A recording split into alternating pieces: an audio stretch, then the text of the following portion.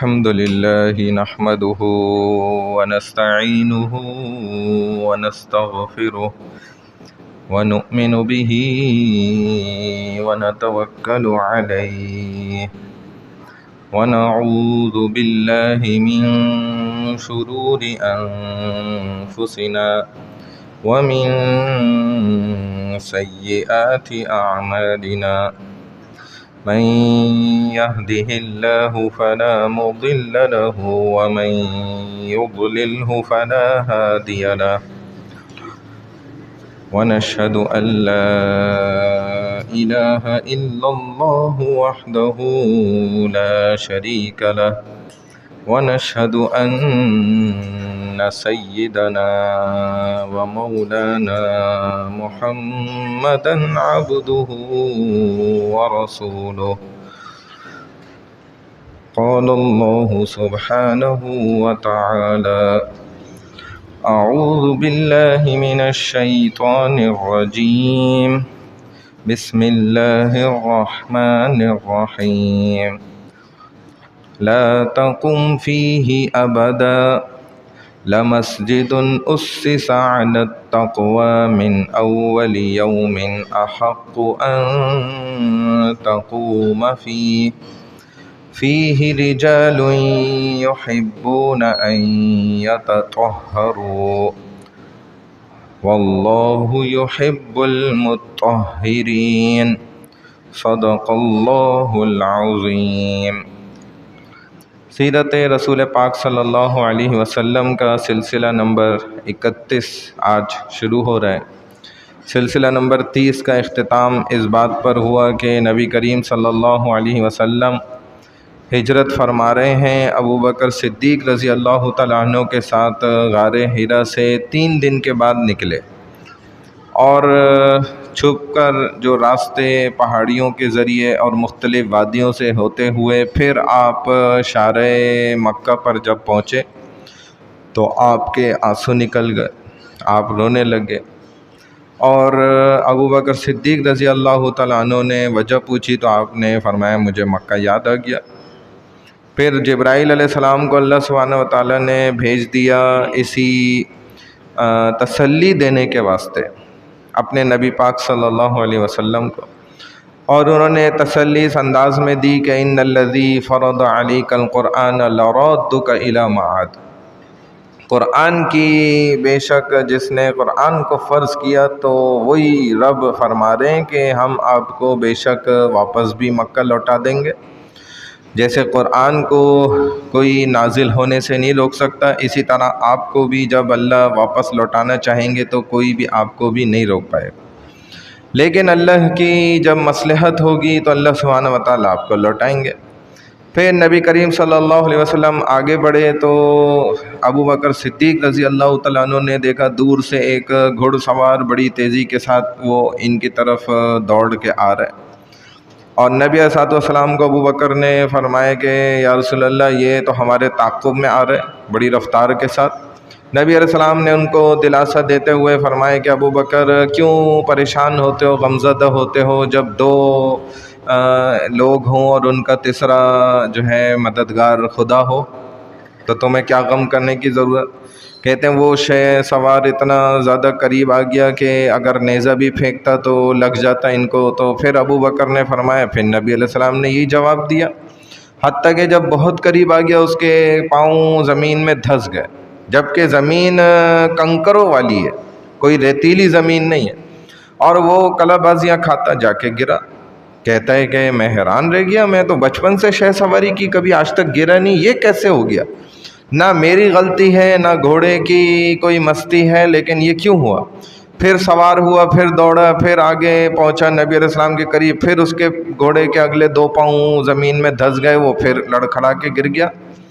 کہتا ہے پھر جب کھڑا ہوا میں سمجھ گیا کہ ضرور جو ہے یہ نبی ایسے ہیں ان کی کوئی حفاظت کر رہے ہیں۔ چنانچہ وہ چیختا چلاتا نبی کی طرف دوڑ لگائی اور کہا کہ امان امان، کہ اللہ کے رسول مجھے امان دے دیجئے۔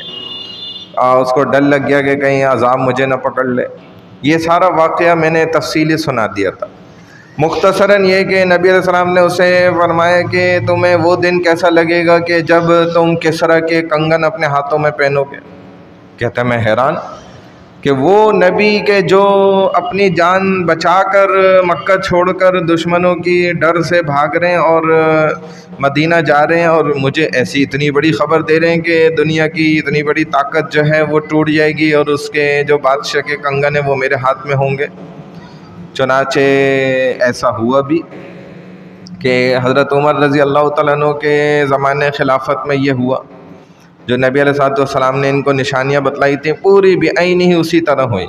اور عمر رضی اللہ تعالیٰ عنہ کو جب صحابہ نے کسریٰ کی طاقت کو توڑ دیا اور فتح ہو گئی اور وہ کنگن چھوڑ کر بادشاہ کسریٰ بھاگ گیا، تو عمر رضی اللہ تعالیٰ عنہ کے حوالے کیے گئے وہ کنگن کہ یہ کسریٰ بادشاہ کے ہیں. انہوں نے کہا کہ بلا لو اس کو. ان صحابی وہ اسلام بھی قبول کر چکے تھے، بلا لیا اور کہا کہ نبی علیہ السلام نے تمہیں کیا فرمایا تھا؟ تو انہوں نے یاد دلایا کہ یہ فرمایا تھا کسریٰ کے کنگن تم پہنو گے. تو فرمایا میں خود اپنے ہاتھوں سے پہناتا ہوں، اور جاؤ ایک ایک صحابی کو بتاؤ کہ میرے نبی پاک صلی اللہ علیہ وسلم کی دیکھو کیسے جو ہے نا بات بحق ہی مکمل ہو گئی. پھر نبی علیہ السلام آگے بڑھے تو اب آپ کے جو ہے نا پانی ختم ہو گیا اور اونٹنیوں کے دودھ ختم ہو گئے. اب پیاس کی شدت تھی تو آپ کو دور ایک خیمہ نظر آیا جس میں نبی علیہ السلام چلے گئے. پھر ابو بکر صدیق رضی اللہ تعالیٰ عنہ ساتھ ہیں، اور وہاں جو ہے آپ کو ایک بوڑھی ام معبد نام کی خاتون تھی، وہ ملی بڑھیا. اور اس سے نبی علیہ السلام نے کچھ کھانے کا طلب کیا تو اس نے کہا کہ بھائی جو ہے نا اگر کچھ کھانے کا موجود ہوتا تو میں آپ کو تو بغیر پوچھے آپ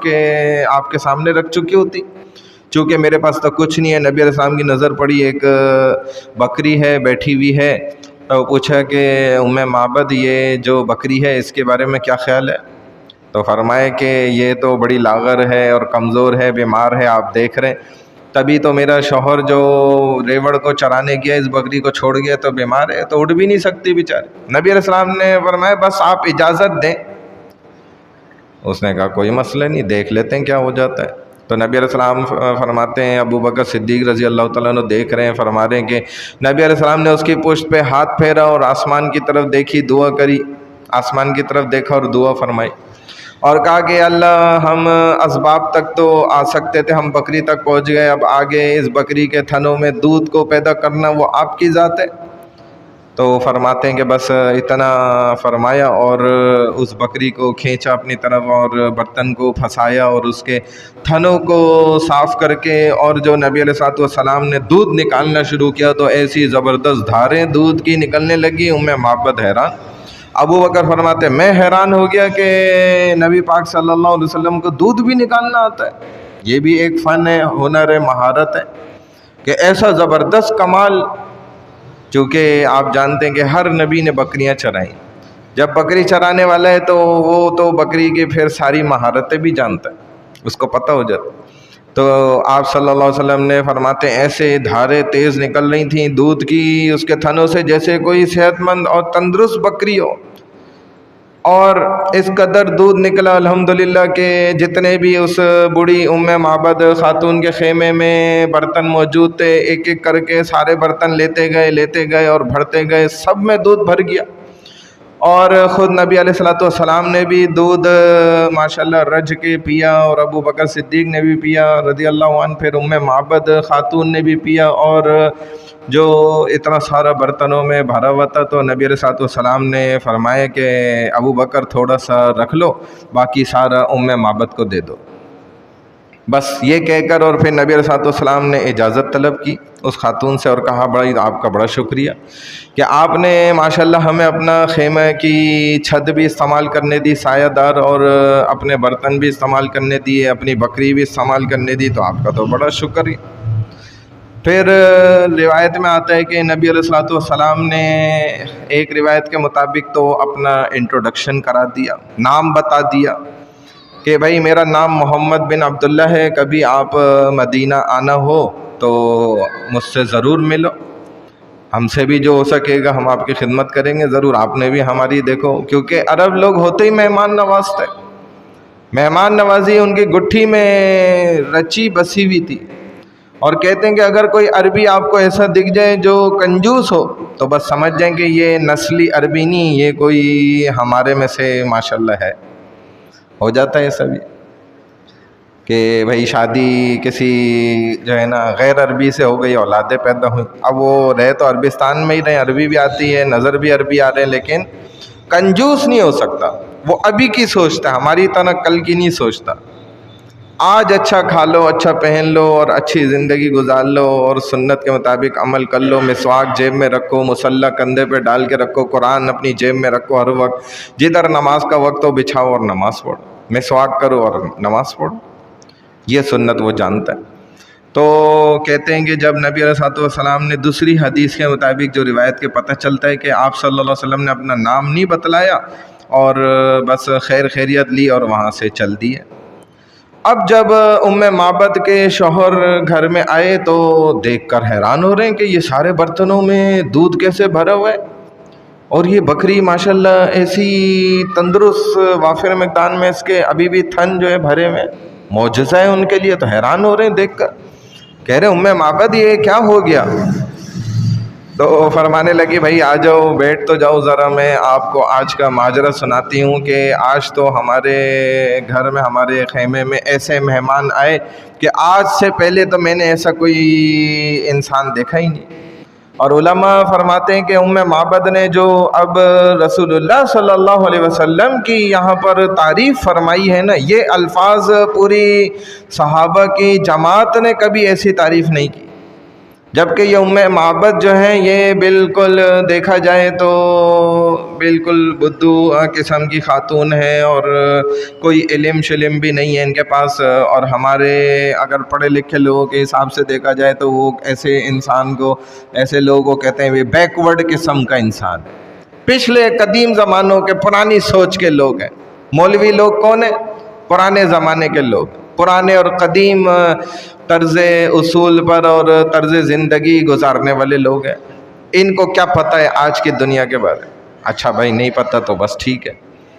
حالانکہ حقیقت تو یہی ہے کہ اصل میں انہی کو ہی وہ راستہ پتہ ہے جنت کا، جو بڑی معذرت کے ساتھ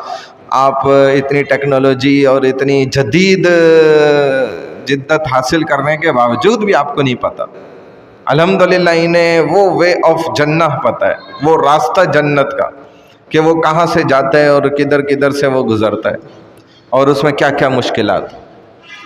کیونکہ عام انسان بندہ تو یہ کہہ کر ہی شریعت کے اصولوں کو توڑ دیتا ہے نا، ارے جی مولوی صاحب آپ تو باتیں کرتے ہو، اللہ قبول فرمانے والے. جیسے نماز تھوڑا سا غلط پڑھ لی اور اگر غلطی سے کسی نے بتا بھی دیا مسئلہ کہ بھائی آپ کی نماز نہیں ہوئی، تو جی چھوڑو جی اللہ قبول کرنے والا ہے. بغیر تکبیر کے ذبح کر دیا جانور، جو چھوڑو جی اللہ نے نیت جانتا تھا، اللہ نے قبول کر لیا. حالانکہ دنیا میں اسی بے وقوف انسان کو جب ابھی بیوقوف ہی بن رہے ہیں نا، یہ دنیا کے معاملے میں بڑا عقل مند بن جاتا ہے جب ایک سیکنڈ لیٹ ہو جائے اور اس کے جہاز کے لیے دروازہ بند ہو جائے. ایک سیکنڈ لیٹ ہو جائے اور ٹرین چلی جائے تو اس کو وہاں تو سمجھ آ جاتا ہے کہ جی ہاں ایک ایک سیکنڈ کا حساب ہوتا ہے. بالکل ایک سیکنڈ میں نے دیر کری اور میری فلائٹ دیکھو مس ہو گئی. وہاں تو اس کو سمجھ آ جاتا ہے کہ اب میرے اچھے بھی یہ فلائٹ نہیں رکوا سکتے، حالانکہ جہاز سامنے کھڑا ہوا ہے اور ابھی بھی اس کو پرواز کرنے میں آدھا گھنٹہ 35 منٹ 40 منٹ باقی ہیں، لیکن اسے 1-2 سیکنڈ لیٹ ہونے پہ دروازہ بند ہو گیا، اب نہیں جانے دے رہے. تو اس عقل مند انسان کو جو دنیا کا ہے، اس کو ادھر تو بات سمجھ میں آ رہی ہے، لیکن ادھر سمجھ نہیں آ رہی کہ میں 1 سیکنڈ لیٹ ہو گیا اور امام نے سمیع اللہ لمن حمیدہ کہہ دیا تو نہیں جی میری رکعت نہیں نکلی، اللہ قبول کرنے والے رکعت حاصل کر رہے اور کہہ رہے میری نماز بھی ہو گئی.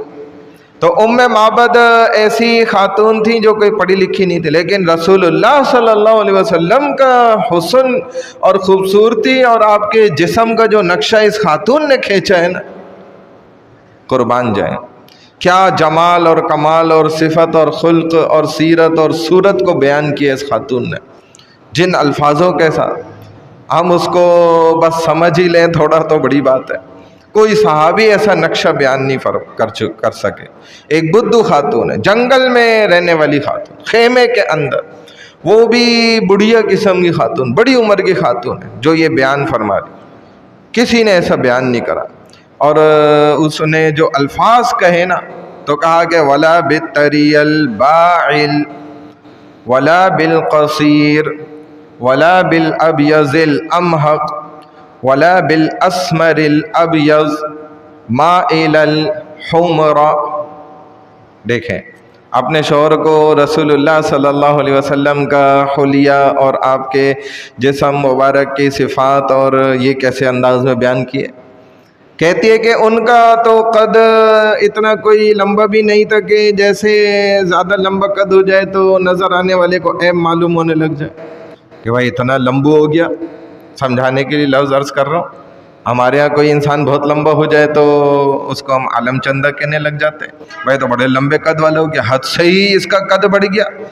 تو وہ برا لگنے لگ جائے۔ بلکہ آپ کا قد تو نہ کوئی بہت چھوٹا تھا نہ اتنا لمبا، لیکن آپ ایسے بالکل درمیانے اور زبردست اور اچھے انداز میں قد والے لگتے تھے کہ ایسے حسین معلوم ہو رہے تھے، خوبصورت، اور نہ بالکل آپ کا قد چھوٹا تھا نہ بہت زیادہ لمبا تھا، بلکہ درمیان میں بالکل معتدل جیسا انسان کو پسند ہے، اعتدال والا، طول کی جانب جو ہے نا تھوڑا ابھرتا تھا، طول کی جانب، جیسے ایک صحیح آپ کو قد معلوم ہوتا ہے نا یار انسان کا، بندے کا قد یہی ہونا چاہیے، بالکل وہی تھا ان کا قد۔ اور نہ حضور صلی اللہ علیہ وسلم کا رنگ ایسا تھا کہ خالص انڈے کی طرح سفید ہو جو آنکھوں کو بہت تیز محسوس ہونے لگ جائے، چمک لگنے لگ جائے، اور نہ آپ کا رنگ بہت ہی زیادہ گندمی اور سانولا تھا، ایسا بھی نہیں تھا، بلکہ ایسا سفیدی کی طرف مائل تھا کہ جس میں سرخی کی ایک جھلک جو ہے آمیزش وہ موجود تھی، وہ ایسی خوبصورتی لے کر آ رہی تھی آپ کے چہرے کے اوپر جس کی کوئی حد نہیں۔ اور جب انہوں نے بکری پر ہاتھ رکھا، اس کو کھینچا اور آسمان کی طرف ایسے دیکھا، دعا کری تو دودھ آ گیا اس کے تو تھنوں کے اندر، چند لمحوں کے اندر، جہاں جو بکری ابھی گری پڑی ہوئی تھی اور بیمار تھی اس کے تھن دودھ سے بھر گئے۔ تو جب یہ حلیہ بیان فرمایا نا انہوں نے، اس خاتون بڑھیا نے، تو کہا کہ اس کے خاوند نے کہ لگتا ہے کہ یہ تو وہی محمد ہیں صلی اللہ علیہ وسلم کہ جن کے پیچھے جو ہے نا سارا مکہ ان کو تلاش کرنے میں لگا ہوا ہے، ڈھونڈنے میں لگا ہوا ہے، جن کے اوپر ابو جہل نے کہا ہوا ہے کہ 100 اونٹنیاں انعام میں ملیں گی، جنہوں نے ان کا پتہ دے دیا۔ تو کہنے لگے کہ ہم تو آج بڑے خوش نصیب لوگ ہو گئے، آج تو ہماری قسمت بڑی چمک گئی کہ ہمارے خیمے کو یہ جو ہے فضیلت حاصل ہو گئی، مل گئی کہ محمد صلی اللہ علیہ وسلم ہمارے خیمے میں اتر آئے۔ یہ تو بڑی ہماری آج سمجھ لو کہ زندگی کا بڑا خوبصورت دن ہو گیا۔ معبد تو حضور علیہ الصلوۃ والسلام نے جو ہے نا آگے نکل گئے اور آپ نے اپنا سفر جاری رکھا، مدینہ کی طرف آپ کا سفر ہو رہا ہے، آپ مدینہ جا رہے ہیں۔ اب حضور صلی اللہ علیہ وسلم آنے والے ہیں، مگر مدینہ کے لوگ ابھی اس بات کو نہیں جانتے کہ آپ وہاں سے جو ہے نا کب چلے ہیں مکہ سے، اور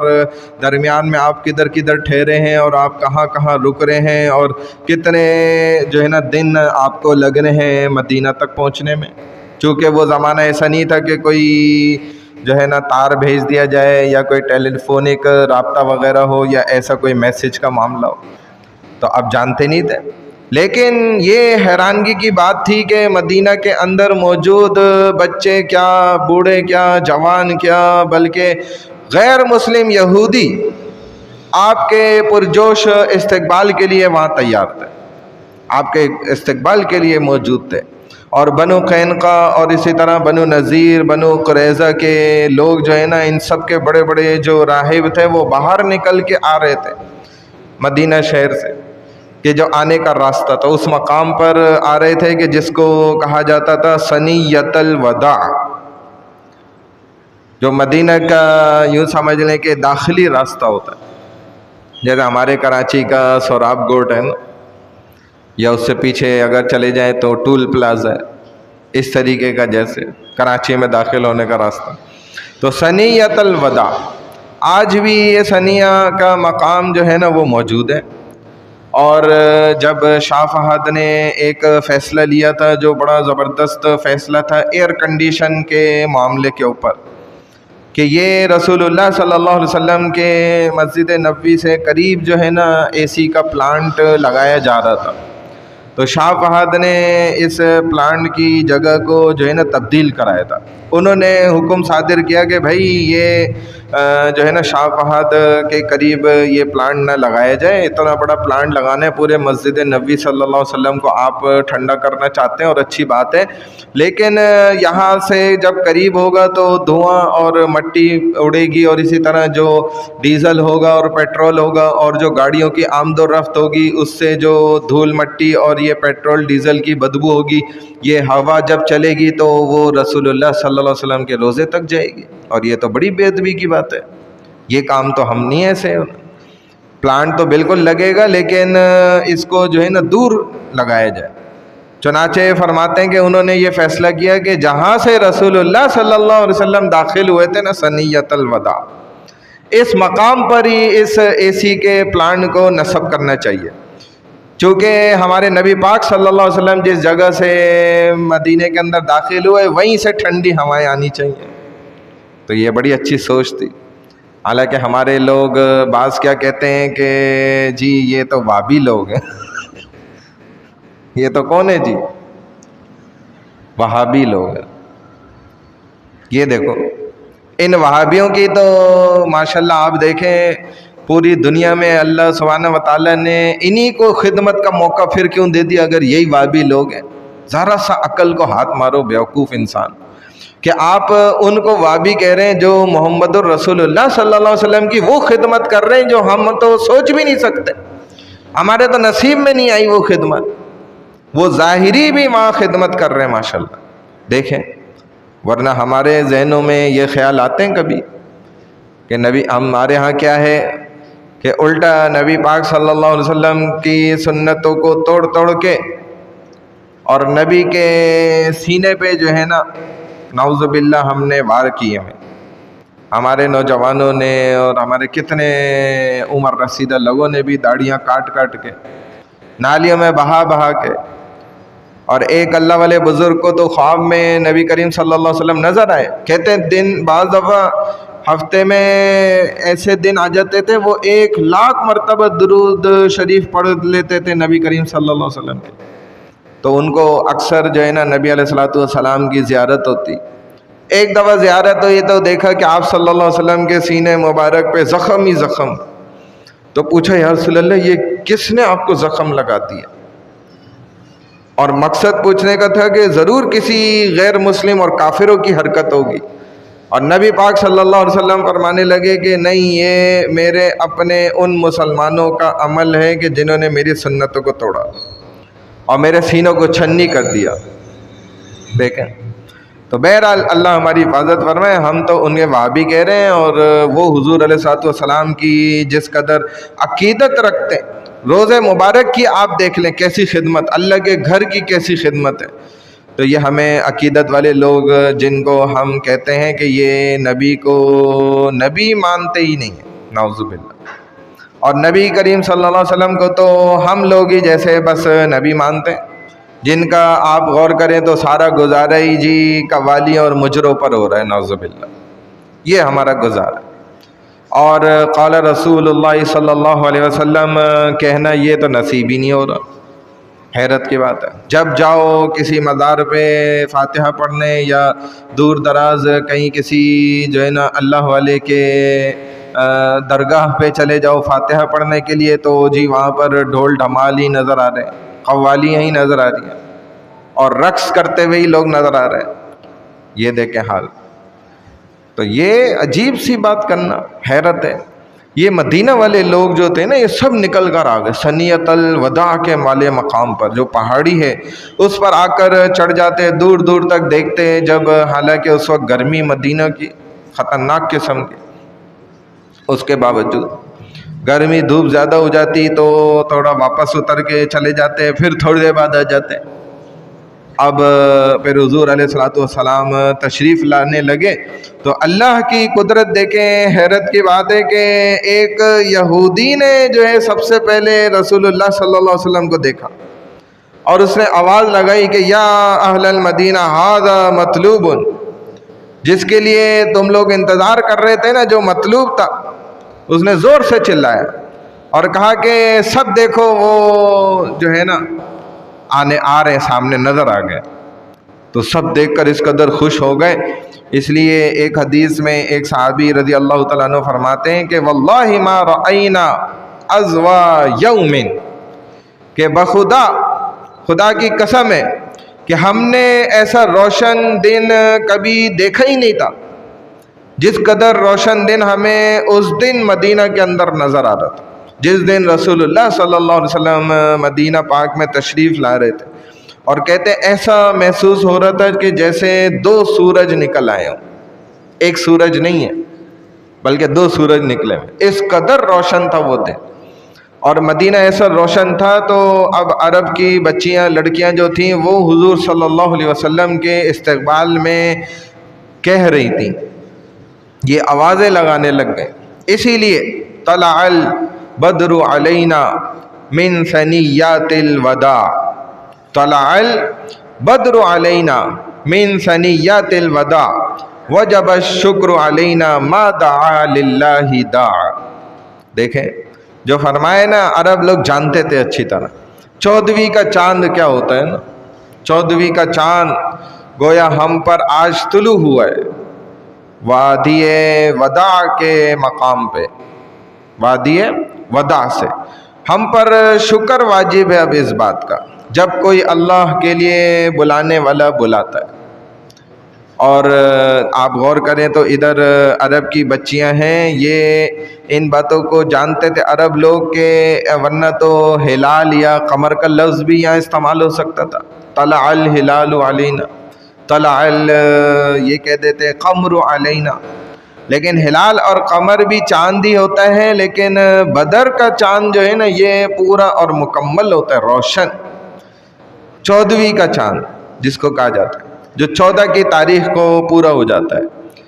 تو اسی لیے یہاں پر انہوں نے طلع البدر کا لفظ جو ہے نا یہ استعمال کیا ہے، طلع البدر علینا ایھا المبعوث فینا جئت بالامر المطاع جئت شرفت المدینہ مرحبا یا خیر وداع۔ یعنی کیا مطلب کہ اے وہ جو ہمارے درمیان بھیجے گئے ہیں، آپ اطاعت کے حکم کے ساتھ آپ آئے ہیں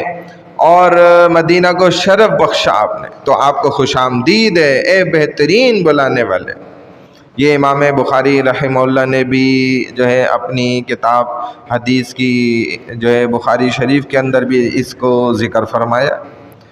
تو کہتے ہیں کہ یہ جو 14ویں کا چاند ہے نا، بدر کا لفظ استعمال کرنا، اس لفظ کے استعمال کرنے کے اندر ایک اس کے ساتھ تشبیہ دینے میں یہ بھی مقصد تھا کہ جیسے محمد صلی اللہ علیہ وسلم کی نبوت یہ کامل ہے، جس طریقے سے چاند جو ہے نا کامل ہے، اور اب آپ صلی اللہ علیہ وسلم کے بعد جو ہے نا پھر کوئی نبی نہیں ہے، یہ اس بات کی طرف بھی اشارہ تھا۔ اور کہتے ہیں کہ حضور علیہ الصلوۃ والسلام تشریف لائے اور مقام قباء کی طرف جو ہے نا آپ آئے، اور یہاں سب سے پہلا آپ نے قیام یہیں پہ فرمایا، اور حضور صلی اللہ علیہ وسلم اسی قباء کے مقام پر جب آ گئے تو آپ نے جو سب سے پہلا بھی حکم جاری فرمائے نا وہ یہی تھا کہ یہاں اس جگہ پہ جو ہے نا مسجد بناؤ، جدھر آج بھی آپ دیکھ لیں تو وہاں مکہ کے اندر یہ مسجد قباء جو ہے نا اسی جگہ پہ بنی ہوئی ہے، جو میں نے آپ کو ابتدا میں آیت پڑھی، تلاوت کی، لَمَسْجِدٌ أُسِّسَ عَلَى التَّقْوَى مِنْ أَوَّلِ يَوْمٍ أَحَقُّ أَن تَقُومَ فِيهِ رِجَالٌ يُحِبُّونَ أَن يَتَطَهَّرُوا وَاللَّهُ يُحِبُّ الْمُطَّهِّرِينَ۔ کہ کیا فرمایا، اللہ فرماتے ہیں کہ اے محمد صلی اللہ علیہ وسلم، وہ مسجد جس کی بنیاد تقوی پر رکھی گئی پہلے دن سے، اور اس کی بنیاد حضور علیہ الصلوۃ والسلام نے رکھی تھی، تو تقوی کی بنیاد پر اس مسجد کی بنیاد رکھی گئی، اور یہ ایک چھوٹی سی دیکھا جائے مسجد، سادہ سی مسجد تھی، اور چھوٹی اس کی دیواریں بنی تھیں، کچی دیواریں بنائیں، چھال وغیرہ کی چھت، اور لکڑیوں سے جو ہے نا چھالوں کے ستون بنائے۔ سارے صحابہ رضوان اللہ تعالی علیہم اجمعین نے مل کر جو ہے نا اس کی تعمیر کی، اس کی تعمیر میں سارے لگ گئے۔ 2 دن کے اندر کہتے ہیں کہ انہوں نے یہ جیسی بھی تعمیر دی نا یہ مکمل کی، مسجد بن گئی۔ اور پھر حضور علیہ الصلوۃ والسلام پیر، منگل، بدھ اور جمعرات، یہ 4 دن جو ہے نا اسی جگہ پہ، اسی مقام پہ آپ ٹھہرے نبی کریم صلی اللہ علیہ وسلم۔ اور کہتے ہیں کہ پھر آپ یہاں سے آگے بڑھے ہیں مدینہ منورہ کی طرف، ابھی آپ پہنچے نہیں تھے، راستے میں ہی تھے، تو بنی عمر ابن عوف ایک مقام ہے، وہاں پر نبی کریم صلی اللہ علیہ وسلم نے جمعے کا وقت جو ہے نا ہو گیا، تو آپ سب سے پہلا جو خطبہ ہے وہ حضور علیہ الصلوۃ والسلام نے اسی جگہ پر دیا۔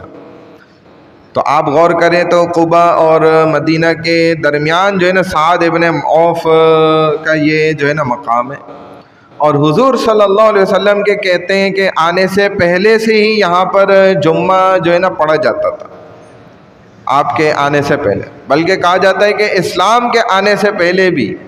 لوگ یہاں پر جمع ہوتے تھے اور جمعہ پڑھتے تھے۔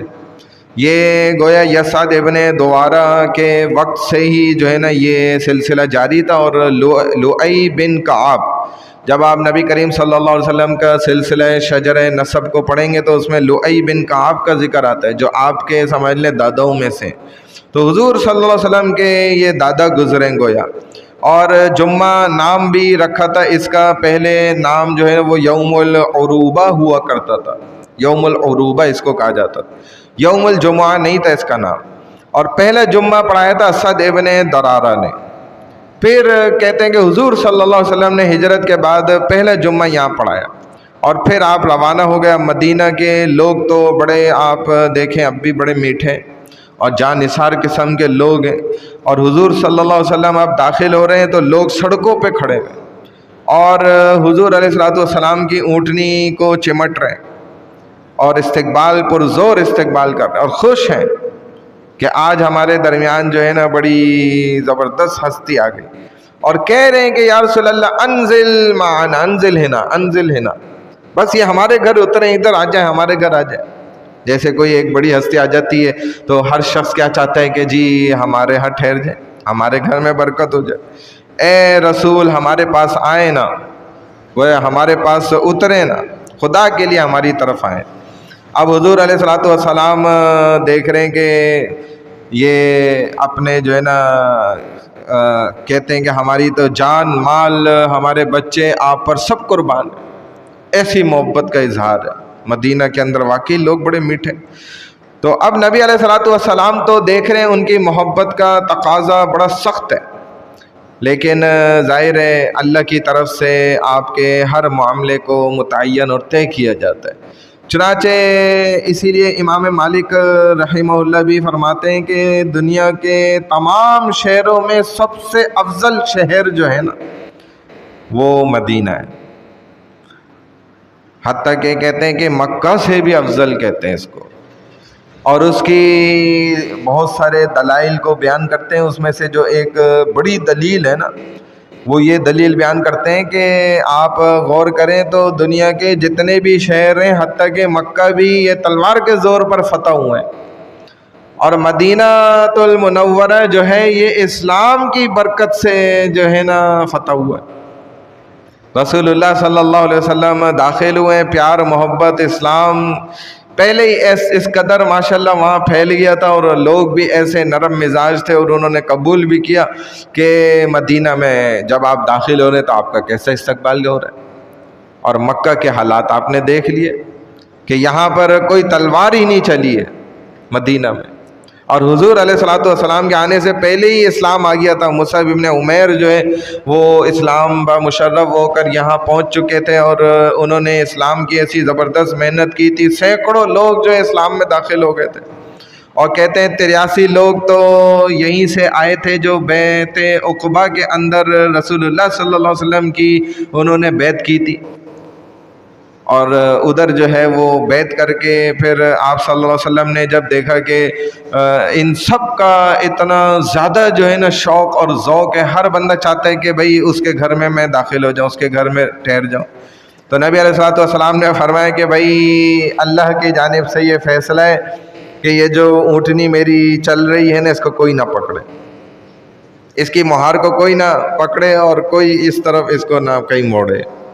بلکہ اس کو چلنے دیا جائے، اور یہ اللہ کی طرف سے معمور ہے، اللہ کا اس کو حکم ہے، اس کو خود پتہ ہے، یہ جدھر جا کے بیٹھے گی بس سمجھ جائیں کہ بس ادھر ہی میرا مقام ہے، تو لہذا اونٹنی کو چلنے دیا جائے۔ اب جب لوگوں نے سن لیا تو اب سارے ہٹ گئے، دور ہو گئے، اونٹنی کی مہار کو نہیں پکڑ لے، اونٹنی کے آگے نہیں آ رہے۔ اب جہاں سے جس کے گھر کے آگے سے رسول اللہ صلی اللہ علیہ وسلم کی اونٹنی گزر جائے، اب وہ دیکھ رہے اور دل میں سوچ رہے کہ کاش ادھر رک جائے اونٹنی، لیکن جیسے وہ آگے بڑھ جائے اس کے گھر کے آگے سے، تو اب وہ جو ہے نا بیچارہ نا امید ہو رہا ہے کہ بھائی ادھر سے تو اونٹنی نکل گئی، چلی گئی، ادھر رکی نہیں۔ اب اگلا بندہ جو ہے جس کا گھر آگے، وہ امید میں زیادہ مضبوط ہو رہا ہے کہ اب لگتا ہے کہ ادھر رک جائے، ہمارے پیچھے والے کے پاس نہیں رکی، اب ادھر سے آگے نکلے وہ نا امید ہو جائے۔ اب رسول اللہ صلی اللہ علیہ وسلم کی اونٹنی جو ہے نا چلتی جا رہی ہے، چلتی جا رہی ہے، کہتے ہیں آگے جا کر ایک بڑی خالی جگہ آ گئی، بنی نجار اس کو کہا جاتا ہے۔ آج جدھر بالکل مسجد نبوی صلی اللہ علیہ وسلم عین جس جگہ پہ بنی ہوئی ہے نا، بالکل یہ خالی جگہ تھی، اور یہ بنی نجار کی جگہ علاقہ کہلاتا تھا، بنی نجار کا، اور بالکل یہی جگہ خالی تھی وہاں پر، اور ساتھ ہی اس جگہ کے حضرت ابو ایوب انصاری رضی اللہ تعالیٰ عنہ کا گھر تھا۔ تو اونٹنی جو ہے نا اس خالی جگہ پہ آ کے بالکل جو ہے نا اس جگہ بیٹھ گئی۔ اب سب دیکھ رہے ہیں، بعض نے کوشش بھی کی کہ بھئی ادھر تو کسی کا گھر بھی نہیں ہے، تو خالی جگہ ہے، تو اس اونٹنی کو اٹھایا جائے اور جو ہے نا پھر مزید آگے چلایا جائے دوبارہ۔ تو حضور علیہ الصلوۃ والسلام نے فرما دیا بھئی چھوڑ دو، میری اونٹنی کی عادت ایسی نہیں ہے، یہ اگر ادھر بیٹھ گئی ہے نا ایسے ہی، تو بس یہ اللہ کا حکم ہے، ضرور اونٹنی اس وجہ سے بیٹھ گئی ادھر۔ تو اب حضور صلی اللہ علیہ وسلم نے فرمایا کہ بھئی یہ بتاؤ کہ یہ زمین کس کی ہے؟ جدھر اونٹنی بیٹھی خالی زمین تھی، خالی جگہ تھی۔ لمن ھذا الارض، بتاؤ بھئی یہ زمین کس کی ہے، ملکیت کس کی ہے اس زمین میں؟ تو اب لوگوں نے بتایا کہ یہ تو دو یتیم بچے ہیں، ان کی زمین ہے۔ حضور علیہ الصلوۃ والسلام نے فرمایا کہ بھئی ان کو بلا لو، ان سے بات کرنی ہے۔ تو بلا کے لے کر آ گئے، تو نبی علیہ الصلوۃ والسلام نے فرمایا بھئی آپ یہ زمین بیچتے ہیں، سیل کرتے ہیں؟ تو کہا کہ بھئی یا رسول اللہ ہم تو ویسے بھی یتیم بچے ہیں، اور مگر آپ تو محمد مدنی صلی اللہ علیہ وسلم میں آپ مدینہ تشریف لے کر آئے ہیں، اور ہمارا تو آپ پر سب کچھ قربان ہے، بیچنے کی تو بات ہی کوئی نہیں ہے، آپ ویسے ہی لے لیں یہ زمین، آپ کو چاہیے تو مسئلہ ہی کوئی نہیں ہے۔ اب نبی کریم صلی اللہ علیہ وسلم نے فرمایا کہ بھئی نہیں، یہاں بات یہ ہے کہ مجھے اس جگہ پہ بنانے اللہ کا گھر، چنانچہ یہ کام میں قیمت پوری ادا کر کے ہی زمین کی اس کو خرید کری باقاعدہ طور پر، پھر ہی اس پر جو ہے نا مسجد بناؤں گا، اللہ کا گھر، ایسے میں نہیں بناؤں گا۔ علماء نے، فقہا نے یہاں پر بڑا زبردست مسئلہ بیان فرمایا۔ یہ جو نبی کریم صلی اللہ علیہ وسلم کی پوری سیرت ہے نا، اس میں پوری زندگی ہے۔ تو فقہا لکھتے ہیں کہ اگر کسی کی زمین پر زبردستی اس کو چھین لیا گیا اور قبضہ کر لیا گیا، یا پھر ایک انسان کا اقتدار تھا، اثر رسوخ تھا، طاقتور تھا، وہ اس نے جب کہا کہ بھئی یہ زمین بیچو، اور اب سامنے والا انکار ہی نہیں کر سکتا، وہ جانتا ہے بھئی یہ شخص تو بڑا اثر رسوخ والا، اقتدار والا اور طاقتور ہے، اگر میں نہیں بھی بیچوں گا اس کو زمین، تو اس نے تو ویسے بھی حاصل کر ہی لینی ہے، تو چنانچہ وہ ڈر خوف کی وجہ سے، منع نہ کرنے کی وجہ سے بیچتا ہے۔ اور تیسری بات یہ کہ اگر حرام کے پیسوں سے وہ زمین، یا سود کے پیسوں سے، یا پھر رشوت کے پیسے سے کوئی خریدتا ہے اس زمین کو، تو فرمائے کہ یہ سارے طریقے حرام ہیں۔ اور ایسی بنائی گئی مسجد میں نماز بھی قبول نہیں ہوگی۔ چنانچہ ایک عالم دین نے ایک دفعہ واقعہ یہ سنایا، بتانے لگے کہ ایک ہمارا دوست تھا، وہ اس وقت ڈی سی لیول پہ تھا، اور اس سے جو ہے نا ملاقات ہوئی، بات چیت ہوئی، تو جو ہے نا باتوں باتوں میں اس نے کہا کہ ہم نے یہاں جو ہے نا اپنے آفس میں ایک مسجد تعمیر کری، تو میں چاہتا ہوں کہ آپ وہاں پر نماز پڑھائیں ایک دفعہ، تاکہ ہماری مسجد کی رونق بڑھے، اور ہمیں یہ خوشی بھی ہوگی کہ آپ اتنے بڑے عالم ہیں، تو آپ ماشاءاللہ اپنے یہاں نماز پڑھیں۔ تو کہنے لگے اچھا آپ نے مسجد بنائی ہے، بڑی اچھی بات ہے، خوشی کی بات ہے، لیکن ذرا یہ بتائیں کہ آپ نے اپنی تنخواہ سے ہی بنائی ہے مسجد، کیسے بنائی؟ کہنے لگا نہیں، ہماری تو آپ کو پتہ ہے کہ حضرت کہاں اتنی تنخواہیں، ہم اپنی تنخواہوں سے کدھر مسجد بنا سکتے ہیں، یہ تو بس قصہ مختصر یہ ہے کہ ایک زمیندار شخص آیا تھا، اس کا معاملہ پھنسا ہوا تھا، تو میں نے اسے کہا بھائی یہ مسجد بن رہی ہے، تم اس میں پیسہ دے دو تو تمہارا کام کر دیتے ہیں۔ تو اس نے پیسہ دے دیا، تو ہم نے مسجد تعمیر کرا دی، اس کا کام بھی کر دیا۔ تو اب ان عالم نے کہا کہ بھائی یہ تو تم نے بڑا ہی غلط کام کرا، یہ تو حرام کے پیسے ہوئے، یہ تو تم نے اپنے اثر رسوخ کو استعمال کرتے ہوئے تم نے اس کا پیسہ لیا اور مسجد بنا دی، اور میں تو اس مسجد میں بالکل بھی نماز نہیں پڑھاتا، اس میں تو نماز بھی نہیں ہوگی۔ صحیح کہا بالکل، کہ اس نے کوئی تمہاری محبت میں تھوڑی یا اپنی طیب نفس خوشی کے ساتھ تھوڑی پیسہ دیا ہے یہ مسجد بنانے کے لیے، یہ تو اس بیچارے نے اپنا جو کام تھا جائز کام کرانے کے لیے، اور اس نے جو ہے نا آپ کو یہ پیسے دے دیے کہ بھائی لے لو پیسے، بنا لو مسجد۔ تو اس مسجد کے لیے یا کوئی بھی اللہ کا گھر ہو نا، اس کے لیے اس انداز میں پیسے لے کر یہ کام کرنا یہ غلط ہے۔ اور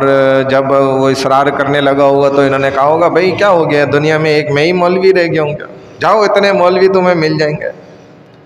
ماشاءاللہ سے درباری مولوی بھی بہت ہیں، سرکاری مولوی بھی بہت ہیں، علماء سو بھی بہت ہیں، علماء حق بھی ہیں الحمدللہ، اللہ والے نیک لوگ بھی ہیں۔ تو کہا بھائی حرام ہے واقعی، بالکل، کہا بالکل حرام ہے، یہ آپ نے کیا ہی غلط کام۔ تو کہا کہ آپ تو ڈپٹی کمشنر ہیں نا، تو تبھی تو دیکھو نا، آپ کے ڈر خوف سے تو اس نے پیسے دیے، اپنی خوشی سے تھوڑی وہ پیسے دے کے چلے گئے۔ تو ایسے طریقے سے بھی اللہ کا گھر نہیں بنانا چاہیے، بلکہ اللہ کا گھر بنانے کے لیے تو خالصتاً جو طریقہ ہے نا، اس طریقے سے ہی اللہ کا گھر بننا چاہیے۔ بلکہ ایک عجیب بات بتا دیتا ہوں کہ علماء نے تو یہاں تک بھی لکھا ہے کہ ایک اگر عالم دین مقرر خطیب ہے، وہ اپنی تقریر سے لوگوں کو جذبات دلا دیتا ہے، یا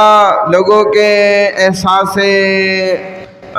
جو اس کے اندر ایک فکر ہوتی ہے نا، احساس کا مادہ ہوتا ہے، وہ جگا کے، اور اب لوگوں کو محسوس ہوتا ہے بھائی اگر چندہ نہیں دیا تو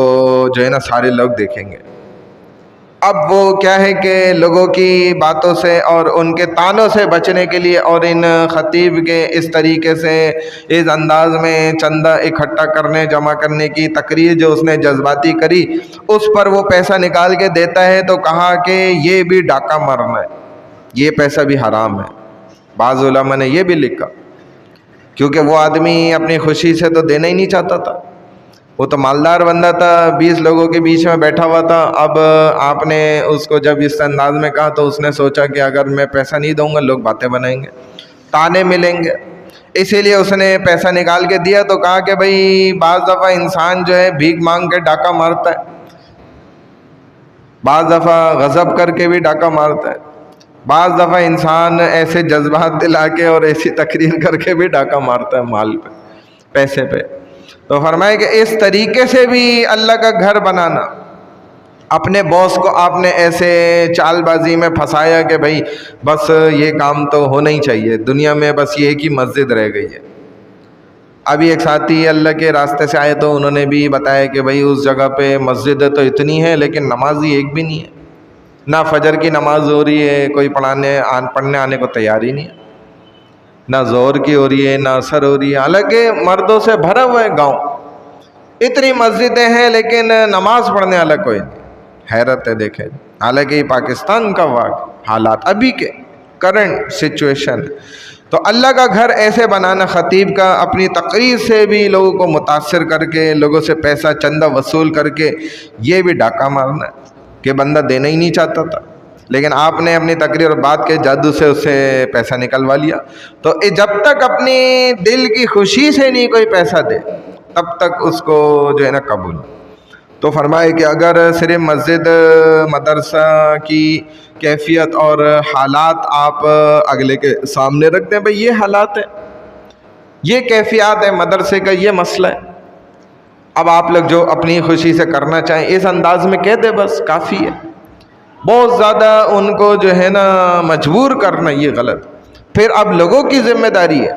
کہ وہ اس مسائل کو اپنا مسئلہ سمجھتے ہوئے، اپنے گھر سے زیادہ اہم سمجھتے ہوئے اس مسئلے کو حل کریں. لیکن ہمارے یہاں عوام میں یہ مسئلہ بھی ہے کہ عوام جو ہے وہ ماشاءاللہ سے اب دین کے معاملات اور مسائل سے اس قدر دور ہو گئے کہ جس کی کوئی حد نہیں. اگر ایک سینما بنانا ہو، ایک کلب بنانا ہو اور ایک کوئی فحاشی کا اڈا ہو، اس کے لیے اپنے پورے سال کی تنخواہ بھی لٹا دیں گے. اور مسجد کے لیے کہہ دیا جائے تو ایک مہینے کی تنخواہ دینا مشکل ہے. تو اب عوام میں بھی یہ مسائل ہیں. پھر تو کہتے ہیں کہ بھئی ایسے لوگوں کو پھر ایسے ہی مولوی ملنے چاہیے جو ان کو نہ پھر انہی کے انداز پر ہی جو ہے نا پھر ٹکرائے. اب حضور صلی اللہ علیہ وسلم نے حکم دیا مسجد بناؤ. فوراً زمین آپ نے خرید لی اور بالکل عین اسی جگہ پر جو ہے نا آپ نے مسجد کی تعمیر شروع کرائی. اور پھر آپ صلی اللہ علیہ وسلم نے حضرت ابو ایوب انصاری رضی اللہ تعالیٰ عنہ کو فرمائے کہ بھئی ہم تمہارے مہمان ہیں، چونکہ تمہارا گھر بالکل قریب ہے اس جگہ سے جدھر اونٹنی بیٹھی. تو اب ابو ایوب انصاری رضی اللہ تعالیٰ عنہ کا جو گھر تھا حدیثوں میں آتا ہے کہ گویا یہ 2 حصوں میں 2 منزلت کے طور پہ بنا ہوا تھا. جیسے نیچے 2 کمرے ہوں اور اوپر 1 یا 2 کمرے بنے ہوئے ہوتے ہیں جیسے ہمارے یہاں بھی ہوتا ہے. تو اب ابو ایوب انصاری رضی اللہ تعالیٰ عنہ فرمانے لگے کہ بالکل یا رسول اللہ آپ اوپر رہیں گے اور ہم نیچے رہیں گے، کیونکہ یہ ادب تھا کہ آپ صلی اللہ علیہ وسلم اوپر ٹھہریں اور ہم نیچے. تو نبی علیہ السلام نے منع فرما دیا، کہا کہ نہیں ابو ایوب ایسے نہیں ہوگا، بلکہ ہم نیچے رہیں گے اور تم اوپر رہو سکون سے، کیونکہ مجھ سے تو لوگ بہت زیادہ ملنے جلنے آئیں گے تو اب ان آنے والوں کے بار بار وہ اوپر آئیں گے جائیں گے تو آپ کو تکلیف ہے. پھر دوسرا یہ کہ مہمانوں کو بھی تکلیف ہے اوپر آنا جانا، آپ کو بھی تکلیف، پھر مجھے بھی الگ تکلیف. تو لہذا میں نیچے ہی رہوں گا تو جو آ رہا ہے ملتا رہے مجھ سے، آپ کو تاکہ تکلیف نہ ہو، آپ سکون سے اوپر رہیں. تو اب جب نبی علیہ السلام نے یہ حکم کر دیا تو اب وہ گئے بیوی کے پاس، اپنی زوجہ کو جا کے کہا بھئی حضور صلی اللہ علیہ وسلم فرما رہے ہیں نیچے رہیں گے تو یہ تو بڑا ہمارے لیے بے ادبی کا عمل ہو جائے گا کہ نبی علیہ السلام نیچے ہیں اور ہم اوپر ہیں. ایک تو یہ بے ادبی ہے. دوسرا یہ ہے کہ ہمارے پاؤں کی آواز سے اگر حضور علیہ السلام کے آرام میں کوئی خلل آ گیا، یہ دوسری بے ادبی. اور تیسرا یہ کہ اگر ہم بے عینی ہی اس جگہ پہ کھڑے ہوئے اور رسول صلی اللہ علیہ وسلم بالکل نیچے ہیں اسی جگہ پہ، تو یہ الگ بے ادبی ہو جائے گی ہم سے، چونکہ وہ تو اللہ کے نبی ہیں، ان کا مقام تو بہت اونچا ہے. تو اتنی بے ادبیاں تو اب میں تو کر ہی نہیں سکتا. چنانچہ اب فیصلہ یہ ہوا کہ جی دیوار کے ساتھ ہم رہیں گے، دیوار کے ساتھ ہی سوئیں گے. اب یہ فیصلہ ہو گیا. اب ان کے گھر میں ایک پانی کا بڑا مٹکا تھا، جیسے مٹی کا بنایا ہوا ہوتا ہے نا، مشکیزوں سے اس زمانے میں یہی ہوتا تھا کہ پانی لا لا کے اس میں بھر لیتے تھے اور سامان اسی انداز پہ ہوا کرتا تھا کہ وہ مٹکا بناتے تھے. بڑا مٹکا رکھا ہوا تھا. اتفاق یہ ہوا کہ وہ مٹکا جو ہے نا پانی سے بھرا ہوا تھا اور وہ ٹوٹ گیا. جیسے ہی ٹوٹا تو اب تو ایک دم یہ گھبرا گئے کہ یہ پانی تو فوراً نیچے جائے گا اور نیچے رسول اللہ صلی اللہ علیہ وسلم ہے اور وہ تکلیف میں آ جائیں گے. رات کو یہ سلسلہ ہو گیا. اب یعنی کہ رات سے تھوڑا پہلے اب نبی کریم صلی اللہ علیہ وسلم کو تکلیف نہ ہو جائے، اس بنیاد پر ابو ایوب انصاری رضی اللہ تعالیٰ عنہ کے کہتے ہیں کہ چونکہ مدینہ کی ٹھنڈ بھی بڑی خطرناک ہوتی ہے، تو ان کے پاس اس وقت ایک ہی لحاف ایسا تھا کہ جس کو یہ لوگ رات میں اوڑھ کے سویا کرتے تھے۔ اب انہوں نے فوراً وہ لحاف جو ہے نا اٹھایا اور اس پانی پہ ڈال دیا کہ یہ لحاف جو ہے نا وہ پانی کو جذب کر لے اور کم از کم پانی نیچے نہ جائے۔ تو اس سے پانی تو نیچے نہیں گیا اور وہ لحاف لیکن جو ہے نا سارا گیلا ہو گیا۔ اب جو ساری رات گزری وہ لحاف کے بغیر اور ٹھیک ٹھاک سردی کے اندر جو ہے نا گزاری۔ کہتے ہیں کہ اب یہ ان کے لیے خطرناک عمل تھا، آزمائش کا عمل تھا۔ پھر اب نبی کریم صلی اللہ علیہ وسلم کا آرام کا خیال کرتے ہوئے انہوں نے یہ عمل کیا۔ جب صبح ہوئی تو حدیث میں آتا ہے کہ ابو ایوب انصاری رضی اللہ تعالیٰ عنہ نے فرمایا یا پھر رسول اللہ صلی اللہ علیہ وسلم نے فرمایا کہ ابو ایوب معلوم ہوتا ہے کہ رات کو تم سو نہیں سکے ہو، ایسا محسوس ہو رہا ہے۔ ظاہر ہے ہمارے ہاں لوگ کسی کے چہرے کو دیکھ کے سمجھ جاتے ہیں بھائی لگ رہا ہے آپ کی نیند پوری نہیں ہوئی یا آپ رات کے جاگے میں، ایسی حالت معلوم ہو رہی۔ تو فرمایا بالکل بات تو ٹھیک ہے یا رسول اللہ، ادب کا لحاظ اتنا تھا اس کا خیال کرتے ہوئے، تو اس لیے میں چاہتا ہوں کہ آپ اوپر رہیں میں نیچے رہوں، اور مہمانوں کے آنے جانے کی تکلیف جو ہے وہ کوئی مسئلہ نہیں ہے، وہ ہم برداشت کر لیں گے، لیکن یا رسول اللہ یہ آپ کا نیچے ہونا اور ہمارا اوپر ہونا یہ تکلیف ہم سے برداشت نہیں۔ چنانچہ یہ ان کے ایک محبت اور عشق اور ادب کی بات تھی۔ تو جو صحابہ کے اندر آپ جانتے ہیں کہ الحمدللہ بے حد محبت صحابہ کے اندر رسول اللہ صلی اللہ علیہ وسلم کی تھی۔ ایک اسی لیے صحابی فرماتے ہیں کہ میں نے ایک شخص سے جو ہے نا یہ پوچھا کہ تم یہ بتاؤ کہ تمہاری عمر زیادہ ہے یا رسول اللہ صلی اللہ علیہ وسلم آپ سے بڑے، یعنی کہ آپ بڑے ہیں یا نبی پاک صلی اللہ علیہ وسلم بڑے ہیں۔ ان کی مراد یہی تھی عمر کے لحاظ سے، سن کے حساب سے، گنتی کے حساب سے، یعنی کہ آپ عمر میں بڑے ہیں یا وہ بڑے۔ تو ان صحابی نے بھی دیکھیں کیسا ادب کا لحاظ رکھتے تھے کہ یہ نہیں کہا کہ میں بڑا ہوں، بلکہ انہوں نے کیا فرمایا کہ جو ہے نا حضور صلی اللہ علیہ وسلم سے پہلے میں پیدا ہو گیا تھا بس، ورنہ بڑے تو رسول اللہ صلی اللہ علیہ وسلم ہی ہیں۔ ادب کا اتنا خیال تھا کہ میں لفظ بڑا بھی جو ہے نا رسول صلی اللہ علیہ وسلم کے مقابلے پہ اپنے لیے استعمال نہ کرو، یہ لفظ بھی استعمال کرنا صحابہ کے لیے اتنا ادب کا لحاظ تھا۔ لیکن ہم تو آپ غور کریں تو آج رسول اللہ صلی اللہ علیہ وسلم کا نام لینے میں کیسی بے ادبی ہمارے اندر۔ بعض لوگ صلی اللہ علیہ وسلم ہی نہیں کہتے، نبی کا نام آتا ہے تو، اور پھر دوسرے انداز میں بھی سنتوں کو توڑ کے بھی نبی کریم صلی اللہ علیہ وسلم کو تکلیف پہنچا رہے ہوتے ہیں۔ جبکہ عاشقوں کا تو یہ حال ہوتا ہے کہ جو ایک اللہ والے نے فرمایا تھا نا کہ اگر ہزار بار بشویم دہن زی مشک و گلاب، ہنوز نام تو گفتن کمال بے ادبی است، کہ کہتے ہیں کہ اگر میں مشک اور گلاب سے 1000 بار بھی اپنا منہ دھو لوں نا، اور 1000 بار منہ دھونے کے بعد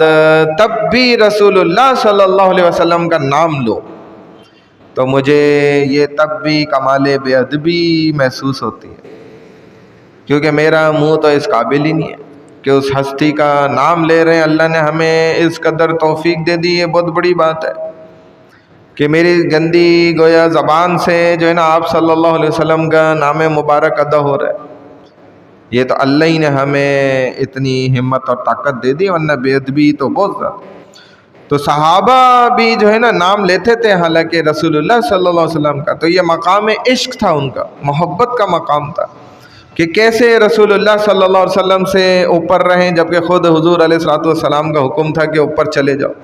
یہ تو خود نبی علیہ الصلوۃ والسلام حکم فرما رہے ہیں نا کہ آپ اوپر چلے جائیں، لیکن اس کے باوجود تو اب سب سے پہلے مسجد قباء تھی، پھر مسجد نبوی صلی اللہ علیہ وسلم بنوائی، اور یہ مسجد بھی آپ دیکھیں تو کچی تھی، چھالوں سے بنی ہوئی، اور کھجور کے درخت ہیں، انہی سے اس کے جو تنے ہیں اسی سے جو ہے نا یہ اس کے ستون بنائے گئے ہیں، اسی کے چھالوں سے جو ہے نا اوپر کی چھت بنائی جا رہی ہے، اور کچھ کچی اینٹیں ہیں جو پھر خود ہی تیار کر رہے ہیں، اور انہی اینٹوں کو جو ہے نا اٹھا اٹھا کے لگا رہے ہیں، کچھ دیوار نما سی بن جائے جگہ۔ اور کہتے ہیں کہ حضرت عمار رضی اللہ تعالیٰ عنہ جو ہے دو دو اینٹیں اٹھا اٹھا کے لے کے جا رہے ہیں، تمام صحابہ ایک ایک اینٹ لے کر جا رہے ہیں، اور حضرت عمار رضی اللہ تعالیٰ عنہ دو دو اینٹیں اٹھا رہے ہیں۔ جب رسول اللہ صلی اللہ علیہ وسلم نے حضرت عمار کو دیکھا کہ دو دو اینٹیں لے کر جا رہے ہیں اٹھاتے ہوئے، تو دعا فرمائی کہ اللہم بارک لکا، بارک اللہ لکا، کہ اللہ جو ہے نا اے عمار آپ کو خوب برکت دے، کہ آپ دیکھیں ماشاءاللہ کہ کیسی عمدہ بات ہے کہ دو دو اینٹیں اٹھا اٹھا کے،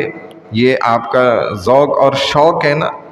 لیکن ساتھ میں یہ بھی فرما رہے ہیں کہ آپ کو ایک باغیوں کی جماعت جو ہے نا قتل کرے گی، یہ بھی ہوگا کہ باغیوں کی جماعت آپ کو قتل کرے گی۔ تو علماء نے فرمایا کہ دیکھیں ایک تو دعا دی، دوسرا یہ خبر بھی دی، اور علماء فرماتے ہیں کہ یہ بھی دعا تھی، یہ جو دوسری بات ہے کہ باغیوں کی جماعت آپ کو قتل کرے گی نا، کہتے ہیں کہ یہ بھی دعا تھی کہ حضور صلی اللہ علیہ وسلم نے ان کو ایک تو شہادت کی دعا دے دی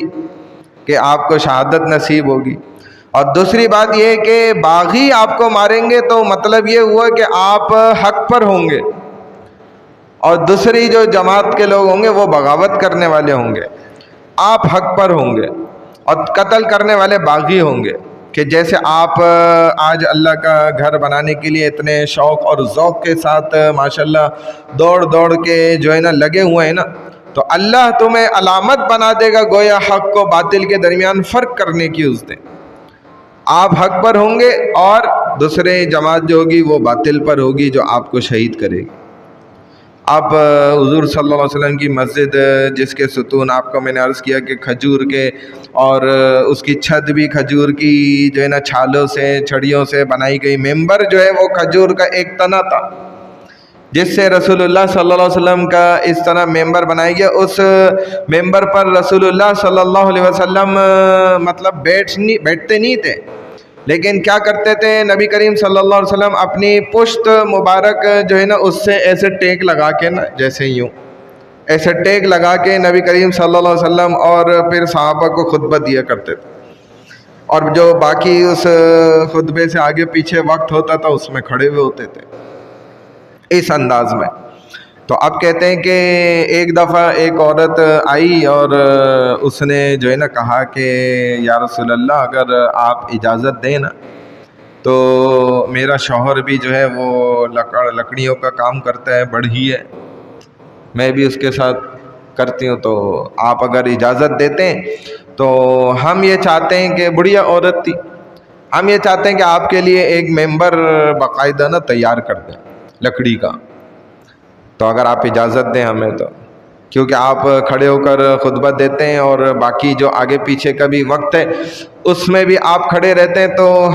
مجھے تو یہ برا لگتا ہے، میں تو چاہتی ہوں کہ آپ صلی اللہ علیہ وسلم جو آگے پیچھے کا وقت ہے اس میں کم از کم ممبر پہ بیٹھ جائیں، اس قسم کا وہ بنا وہ کہ تھوڑا تو آپ کو بھی آسانی ہو جائے، استراحت ہو جائے، ٹھیک ہے نا، یہ تکلیف ہوتی ہے ظاہر ہے۔ تو اس عورت نے جو ہے نا ممبر بنانے کا تقاضا کیا، اب نبی کریم صلی اللہ علیہ وسلم نے اس عورت کو اجازت دے دی، ہاں بھائی ٹھیک ہے تم بنا لو۔ اب کہتے ہیں وہ عورت گئی اور اس نے جو ہے نا اپنے شوہر کے ساتھ مل کر جو ہے نا لکڑی کا بڑا اچھا جو ہے ممبر بنایا، اور اس ممبر کی جو ہے نا 3 سیڑھیاں تھیں، جیسے یہ 1 2 اور یہ 3، اور یہی 3 سیڑھیاں چونکہ نبی کریم صلی اللہ علیہ وسلم نے جب وہ ممبر لے کر آئے اور دیکھا تو آپ علیہ الصلوۃ والسلام نے پسند فرمایا، نبی علیہ الصلوۃ والسلام نے اس ممبر کو دیکھا تو اس میں لکڑی کا ایک تو بنا ہوا تھا اور دوسرا اس میں 3 درجات تھے اسی طرح، تو گویا یہ سنت بن گئی، جو ہمارے ہاں بھی آپ دیکھتے ہیں ہندو پاک کے اندر جو ہے نا یہ اسی طرح کے ممبر آپ کو نظر آ رہے ہیں. یہاں بھی دیکھ لیں لکڑی کا بنا ہوا ہے, 3 اس کے درجات ہیں, اور ساتھ میں ایک جو ہے نا ادھر عصا بھی رکھا ہوا ہوتا ہے, موٹا سا ڈنڈا ہوتا ہے. وہ یہ بھی چونکہ کہتے ہیں کہ سنت عمل ہے, رکھنا چاہیے. جو خطبہ دینے والا ہے وہ ڈنڈا پکڑ کے رکھے, عصا جو ہے. لیکن یہ بھی کہتے ہیں کہ وہ ڈنڈا اس قدر بھی بڑا نہ ہو کہ مولوی صاحب چھوٹے نظر آ جائیں, وہ ڈنڈا ان سے کافی بڑا ہے ماشاءاللہ. اور بعض ہمارے انٹیریئر سندھ کے اور سندھ کے بعض علاقے اور بھی کچھ جگہ ایسی ہیں جدھر وہ ڈنڈا بھی ماشاءاللہ ایک تو بہت موٹا تازہ رکھتے ہیں, اور دوسرا رنگ برنگی کلرفل ہوتا ہے, اس کے اندر ریمبو کلرز ہیں. اور بعض میں ایسے ایسے دھاگے اور ڈوریاں لٹکی ہوئی ہیں کہ یہ آپ نے دیکھا ہے نا, وہ بعض ملنگ ہوتے ہیں ان کے پاس بھی ہوتا ہے, اس میں جو ہے نا وہ بھی لگا لیتے ہیں ساتھ ساتھ چھوٹے چھوٹے جو ہے نا جو بجتی ہیں. جیسے یہ ابھی جانوروں کے گلے میں آپ کو گھنٹیاں نظر آئیں گی, چھوٹے چھوٹے لگا لیتے ہیں, اس سے ذرا ڈرانے کے لیے دھاڑ مارتے بھی آواز بجتی ہے, وہ دھاگے ایک دم سارے ہلتے ہیں تو اگلا گھبرا جاتا ہے بھائی یہ ڈنڈا واقعی مار ہی نہ دے. اور بعض پرانے واقعات ایسے آتے بھی ہیں اللہ والوں کے کہ ایک خاتون آ گئی, اس نے جو ہے نا بابا سے کہا بھائی میرے لیے اولاد کی دعا کر دے, اور بابا جی نے اسے جو ہے نا بولا دوا ہو جائے ادھر سے, اور اس کو ایک ڈنڈا مارا اپنا نا. تو ابھی وہ سن کے آئی تھی کسی سے, بڑی عقیدت پسند عورت تھی, کہ بھائی یہ بابا جی دعا کر دیں گے تو بس جیسے انہی کی دعا سے ہی اولاد ہو جائے گی. اب کہتے ہیں وہ اس نے پھر تقاضا کیا, نہیں آپ دعا کر دیں, ڈنڈا تو ایک پڑ گیا, پھر دوسرا مار دیا اس نے, تو وہ بہت زور کا لگا ہوگا, بھاگ گئی بیچاری. کہتے ہیں اس کے ہاں 2 اولاد ہو گئی, 2 ڈنڈے کھائے تو ماشاءاللہ 2 اولاد ہو گئی. تو یہ مقصد ہے, مشہور بات ہے. تو کسی نے کہنے والے نے کہا بھائی کاش تم 10 ڈنڈے کھا لیتی, اور میں کہتا ہوں اگر 50 مار دیتے تو پھر کیا ہو جاتا. تو ایک مولوی صاحب ابھی سنانے لگے نا کہ بھائی جو ہے نا ایک طالب علم میرے یہاں سے فاضل ہوا, عالم بنا, اور ایک جو ہے دارالعلوم تقی عثمانی صاحب کے پاس سے. تو دونوں بھائی تھے, اور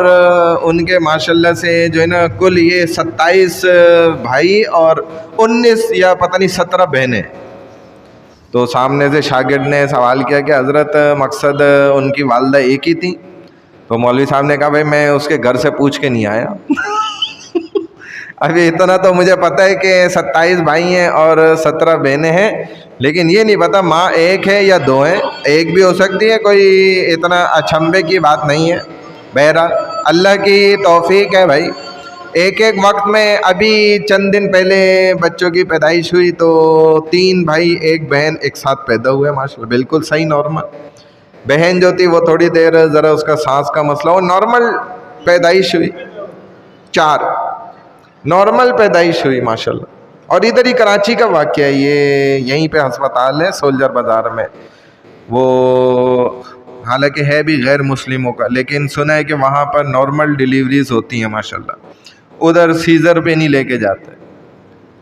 ہولی ہاسپٹل کر کے نام ہے اس کا, ہولی فیملی, ہاں یہ نام. ابھی پیدائش ہوئی ہے 1-1.5 ہفتہ 2 ہفتے پہلے کی بات. تو وہ اثر رکھتے ہیں اور ایسا رنگ برنگی ہوتا ہے. تو بہرحال اب جو ہے نا سنت تو ہے بالکل, اس طریقے سے رکھنا چاہیے. اب لیکن نبی علیہ الصلوۃ والسلام کی جو ہے نا زندگی کی اور بھی بہت سی سنت ہیں.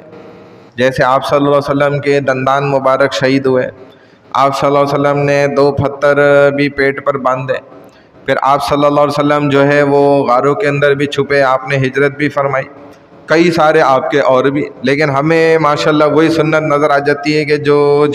پگڑی باندھنے کی ہے. آپ صلی اللہ علیہ وسلم حلوہ مبارک کو پسند فرماتے تھے, اور گوشت کی چوڑیاں جو ہے نا اس کو بہت زیادہ پسند کرتے تھے.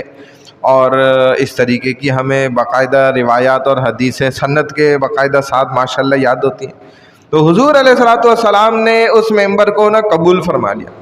اب ایک صحابی فرماتے ہیں جب خطبے کا وقت آیا, رسول اللہ صلی اللہ علیہ وسلم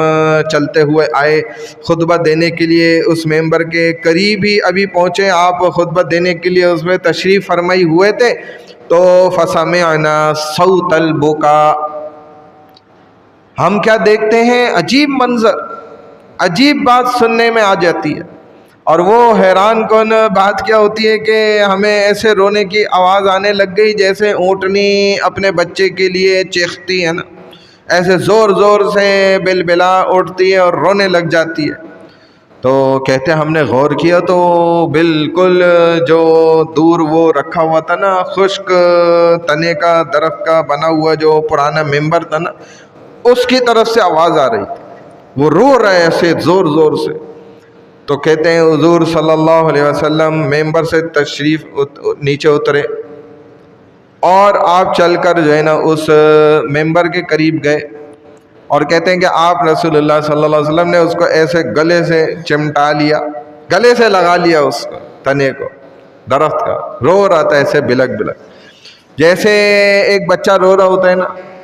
تو اس کو اس کے والدین یا بہن بھائی جو ہے نا چپ کراتے ہیں، اور وہ آہستہ آہستہ سسکیوں سے رو رہا ہوتا ہے تو آہستہ آہستہ چپ ہونے میں بھی اسے وقت لگتا ہے۔ تو صحابہ فرماتے ہیں بالکل اسی طرح وہ درخت کو جب نبی علیہ السلام نے گلے لگایا اور چپ کرانے لگے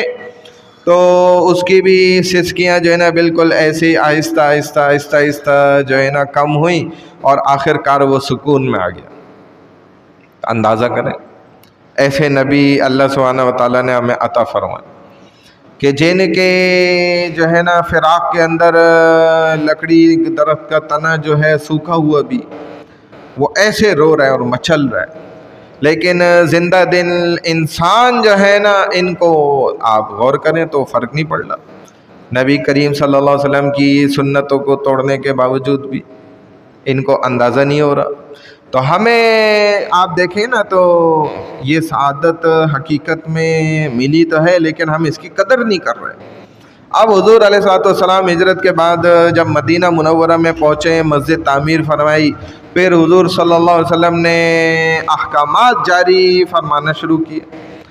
اور حضور صلی اللہ علیہ وسلم کی یہ بات بھی یہاں پر ضرور سمجھ لیں کہ جو مدنی زندگی کہلاتی ہے نا، جس دین کی ابتدا آپ دیکھیں تو مکہ سے ہوئی ہے، اور اسی کی تکمیل جو ہوئی ہے وہ مدینہ کے اندر ہوئی ہے۔ تو مکی زندگی کے جو رسول اللہ صلی اللہ علیہ وسلم کے 13 سال ہیں نا، 13 سال جو گزرے، اس عرصے میں آپ غور کریں تو کوئی احکامات کسی قسم کے مثلاً شریعت کے مطابق جو بھی احکامات ہوتے ہیں جس میں اوامر ہوتے ہیں اور نواہی ہوتے ہیں، یعنی کہ یہ کام کرنے کا حکم ہے اور یہ کام نہ کرنے کا حکم ہے، اسی طرح جتنے حدود کے احکامات ہوتے ہیں، یا آسان کر کے سمجھ لیں کہ نماز، روزہ، حج، زکوٰۃ وغیرہ جو احکامات ہیں، یہ کوئی بھی حکم نہیں اترا تھا اس وقت تک مکی زندگی کے اندر، صرف اور صرف دعوت اور اسی طرح اس بات دعوت کا حکم تھا کہ بس اللہ کی طرف بلاتے رہے۔ مسائل مہمہ جو اللہ کی توحید کی طرف بلانے کے لیے جو مسائل تھے اہم اور نبوت اور رسالت کے جو اہم مسائل تھے، اسی طرح اس بات قیامت کے جو مسائل تھے، بس یہ 3 چیزیں تھیں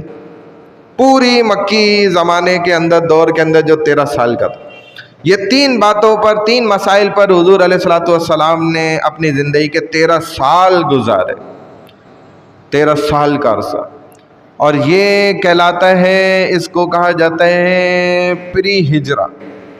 اس کے بعد کا جو حصہ ہے وہ پوسٹ ہجرہ کہلاتا ہے، یعنی کہ ہجرت سے پہلے کی زندگی اور ہجرت کے بعد کی زندگی۔ اور کیونکہ یہ قاعدہ بھی ہوتا ہے کہ ایک انسان جب کوئی داعی اپنی کسی دعوت کو لے کر آتا ہے نا، جیسے نبی کریم صلی اللہ علیہ وسلم اپنی دعوت لے کر آئے، تو داعی جب بھی اپنی دعوت لے کر آتا ہے تو سب سے پہلا وہ کام کیا کرتا ہے کہ بھائی سامنے اپنا دعویٰ رکھتا ہے، جس کا وہ مدعی ہوتا ہے نا، اس دعوے کو سامنے رکھتا ہے، تو وہ دعوت آپ سامنے رکھیے۔ اب دوسرا درجہ یہ ہوتا ہے کہ سامنے والے بعض اس کی موافقت کرتے ہیں، بعض اس کی مخالفت کر دیتے ہیں۔ تو موافقت کرنے والے تو بالکل صحیح راہ پہ آ جاتے ہیں، لیکن جو اس کی مخالفت کر دیتے ہیں تو مخالفین کو پھر دلائل دینے پڑتے ہیں، تو دلائل کے ساتھ اس کا رد کیا جاتا ہے۔ تو یہی ہوا بالکل یہاں پر بھی، جب رسول اللہ صلی اللہ علیہ وسلم نے اپنی دعوت رکھی سامنے، مخالفین نے مخالفت کی، تو اب نبی علیہ السلام نے ان کو اپنے دلائل دی۔ تو جب مخالفین نے پھر مخالفت کی تو نبی علیہ الصلوۃ والسلام نے مختلف دلائل دیے، اور ان دلائل دینے پر پھر جو ہے نا حکم یہ بھی ہوا اللہ کی طرف سے کہ آپ ان کو منع کرتے جائیں اور ڈراتے جائیں، اور اس پر صرف جب بھی تکلیف دی جائے تو اسے برداشت کریں، آگے سے لڑائی نہیں کرنی، آگے سے کچھ بولنا نہیں، بلکہ برداشت کرنا۔ فَاصْبِرْ كَمَا صَبَرَ أُولُو الْعَزْمِ مِنَ الرُّسُلِ، دیکھیں صرف خاموش رہنے اور صبر کرنے کا حکم ملا، یہ بات ذکر ہوئی پہلے۔ تو فرمائے کہ آج بھی دنیا میں اگر لوگ چاہتے ہیں نا کہ بھائی حق پھیل جائے اور کسی طریقے سے ساری انسانیت جو ہے وہ سیدھے راستے پر چل جائے، تو کوئی بھی جماعت ہو، کوئی بھی تحریک ہو، اس کو بھی کامیاب ہونے کے لیے بالکل رسول اللہ صلی اللہ علیہ وسلم کے منہاج اور طریقے سنت کے مطابق جو ہے نا عمل کرنا پڑے گا، شروع سے آخر تک برداشت کرنا پڑے گا۔ ابتدا کے اندر مخالفت ہوگی تو اس کے دلائل دیں اور برداشت کریں، پھر وہ کام جو ہے نا آگے بڑھے گا۔ اور یہ نظام جو ہے نا اسلام کا، یہ انقلاب جامع طور پر ہے، جزوی طور پہ نہیں ہے، نامکمل کہ ایک شعبے کے اندر تو آ جائے، سیاست میں نہ آئے، معیشت میں آ جائے، اقتصادیات میں نہ آئے، ایسا نہیں ہے، بلکہ یہ تمام پوری ریاست کے ہر شعبے کے اندر جو ہے نا جامع انقلاب ہے، سب تمام شعبوں کے اندر یہ انقلاب برپا کرتا ہے، ایک ساتھ جو ہے نا پوری شریعت کا نفاذ ہوتا ہے۔ اگر آپ کسی جگہ کو خالی چھوڑ دیں گے تو پھر یہ اسلام کا طریقہ نہیں ہے، پھر یہ اسلام کے خلاف ہو جائے گا۔ تو اسی طریقے کے مطابق جو رسول اللہ صلی اللہ علیہ وسلم کی سیرت ہے اس کے مطابق مکمل محنت کرتا رہے، تکلیفوں پر صبر کرتا رہے، پھر خود بخود ایک جماعت ایسی بنتی ہے جیسے آپ نے دیکھا، غور کیا صحابہ کی جماعت جس طرح بنی، اور اس نے قیامت تک کے لیے دین کو الحمدللہ کیسے مضبوط انداز میں پھیلا دیا، کونے کونے تک دین پھیل گیا۔ وہ اپنا کام کر کے چلے گئے، اب آگے میرا آپ کا کام ہے۔ اب حضور علیہ الصلوۃ والسلام کو دیکھ لیجئے کہ کسی نے جیسے اس کے متعلق کہا تھا نا کہ میں اکیلا ہی چلا تھا، میں اکیلا ہی چلا تھا جانب منزل، مگر لوگ ساتھ آتے گئے اور یوں ہی کارواں بنتا چلا گیا۔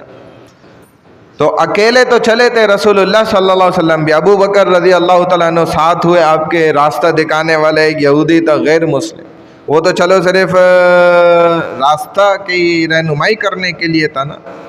لیکن چلے تو رسول اللہ صلی اللہ علیہ وسلم اکیلے ہی تھے۔ اور کیسے آپ کے ساتھ ماشاءاللہ آپ دیکھیں تو آپ کا جو کل سرمایہ تھا، پھر تھوڑی یہ 13 سال کا عرصہ جو گزرا سختیوں بھرا،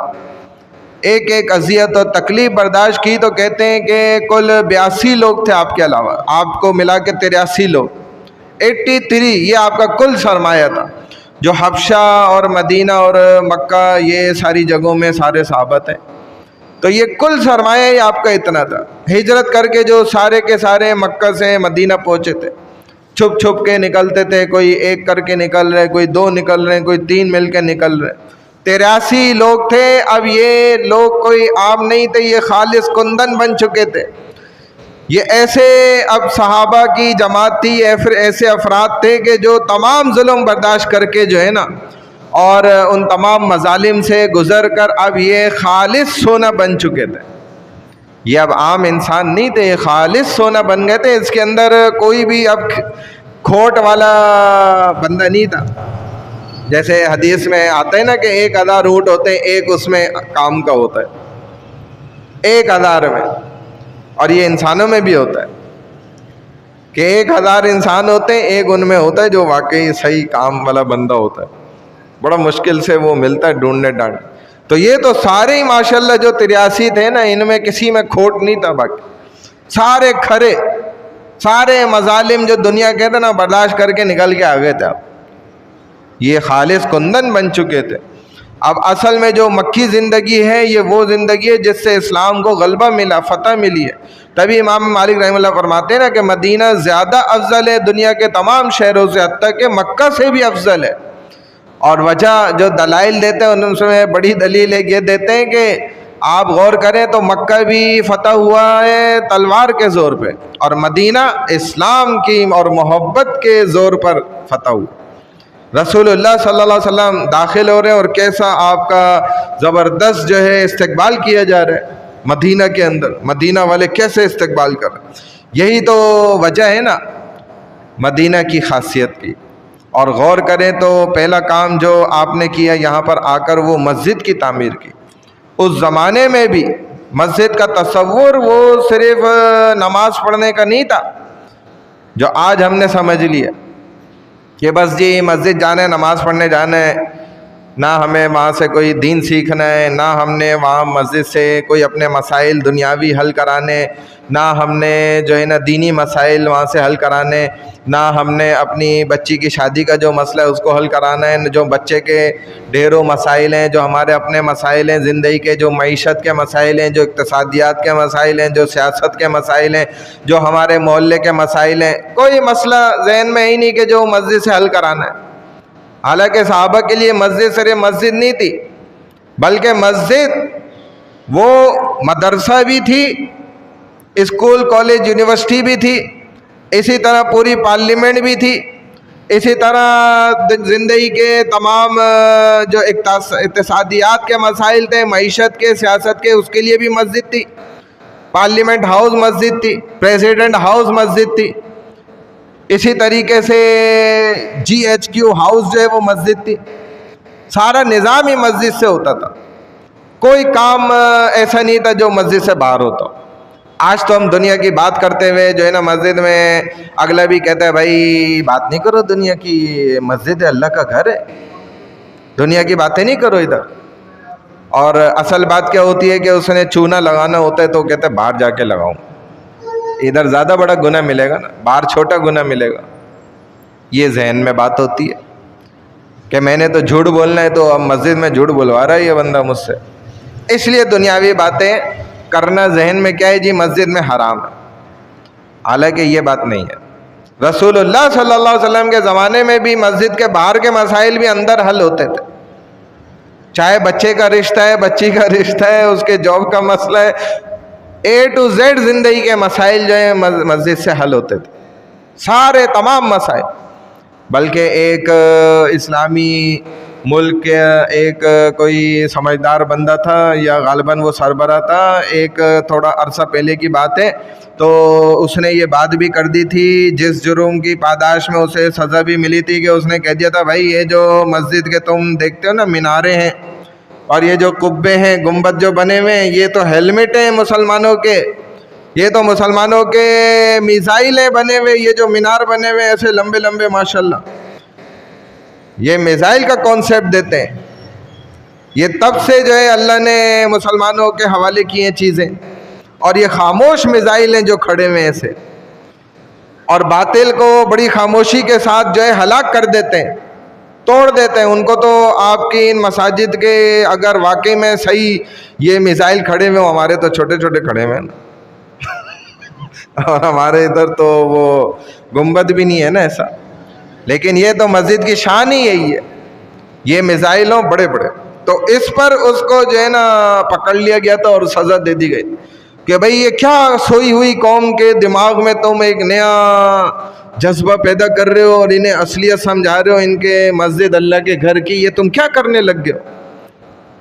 بہرحال یہ تو بات بڑی اہم ہے لیکن اب ہمارے پاس وقت نہیں ہے. انشاءاللہ جو ہے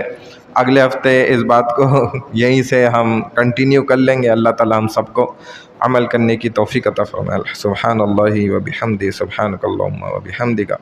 نشہد ان لا الہ الا انت، نستغفرک ونتوب الیک برحمتک یا ارحم الراحمین.